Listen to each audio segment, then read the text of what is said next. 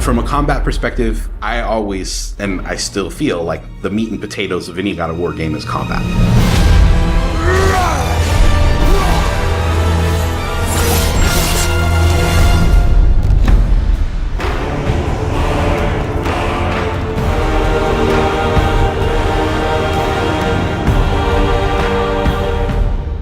My name is Roberto Clemente, and all my friends call me Bert.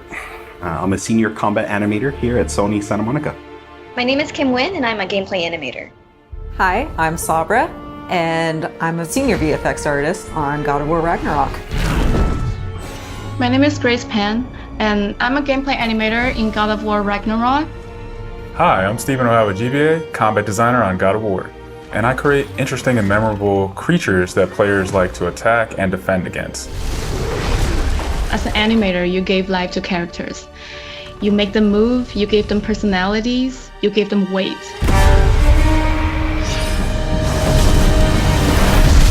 My role as a VFX artist is to put the power behind a move. You are in control of fire and earth and water and wind. Whether you are throwing your axe or on the receiving end of an enemy spell, VFX is what really gives the movement and the danger to every move that a character or enemy makes. I work really closely with the design team and the tech art team on this project specifically. We actually work a lot with camera, along with the guidance of our great camera team, so I find myself doing fight choreography sometimes. One of the most challenging parts about being a combat designer isn't the technical implementation of creating a creature, but it's really navigating that line between frustrating and engaging. We want to make something that makes players lean forward and focus and really try hard against that enemy and feel good about overcoming that, but we don't want to make them feel defeated if they can't figure something out. And then it feels rewarding when you win, not because it was impossible, but because it was fun and engaging. After the last game, we've heard the community cry out for more mini-bosses, bigger creatures, and enemy variety, and this time we really leaned into that. So in God of War Ragnarok, you're going to be traveling to all 9 realms, and each realm is going to have like its own theme of enemies that are very unique to that space. For example, in Alfheim, we're familiar with the Dark Elves, but this time around we're going to be fighting Light Elves, such as the Light Elf Warrior. One of the key learnings from the last God of War game is we don't have to think about the camera and how close combat is going to feel. We already have that knowledge, so we can build upon the close camera that we have, and we can iterate on enemies, creating more interesting scenarios. In the last game, Atreus was just starting to fight alongside Kratos, and he was learning from the master tactician. So in this game, he's trying to prove himself a little bit more, and we built upon those mechanics with him. The previous God of War, Atreus was still a kid, right? So he has a lot of dependency on his father. And for this game, you'll see Atreus moving more independently on his own as a companion. In regards to VFX for Kratos, I think what the players really love is the powerfulness of it. When you are playing as Kratos, you really do feel like the God of War. And moving into Ragnarok, we want to really make something bigger, make it stronger, make it more of a spectacle. You want them to be like, oh my gosh, I didn't know that the Blades of Chaos could get even better, but look at that. So as Kratos gets more powerful, he's going to have access to newer combos and newer abilities that will increase the combat depth of each weapon. For the Blades, one of the moves that I've really enjoyed from previous God of Wars is the combat grapple, and we're going to be bringing that with a new twist. I'm very excited for players to try the blade grapple traversal moves. That brings so much more speed into the movement and the dynamic feel to it. One of the ways we've expanded Kratos combat this time around is we've given more utility and choice to his shield loadout.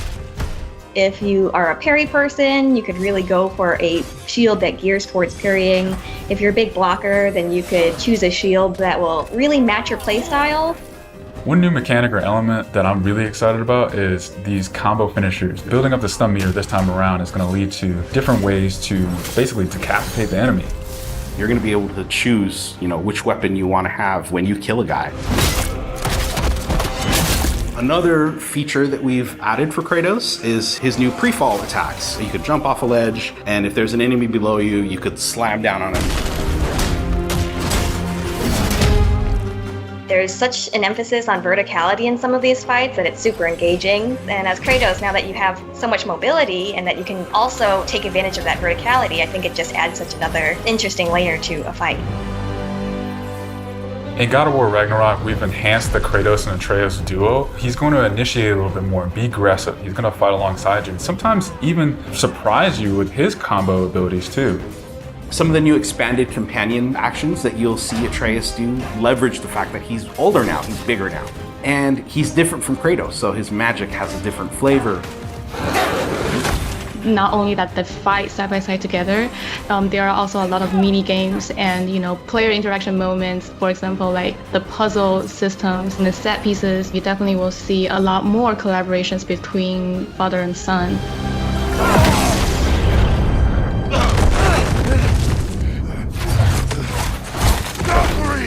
Odin must have sent them! There's so much that goes into building a big set piece. You basically iterate and iterate and iterate, and it takes testing and just seeing what works to really figure out the personality of something. Basically, every department gives it their all to make things really spectacular. There were a lot of different times that I would look back at God of War games just through the ages before 2018. There were so many amazing, huge boss fights and set pieces that it was a huge inspiration for me on my time on this project. For the old father! Our design philosophy for creating new and memorable enemies is basically making them a combat puzzle, similar to like chess, and focusing on the chess pieces. Each piece has its own theme and its own use. You need to be able to see what's happening in an instant and be able to react as the player. There's a couple of different ways that we go into making an attack very readable for the player. Sometimes we add a signature audio cue, or we'll add the different rings, such as what we did in the last game, that lets you know that this attack is unblockable, you need to dodge it. There's so many different ways that VFX really helps not just show what an enemy is about to do, but show who the enemy really is.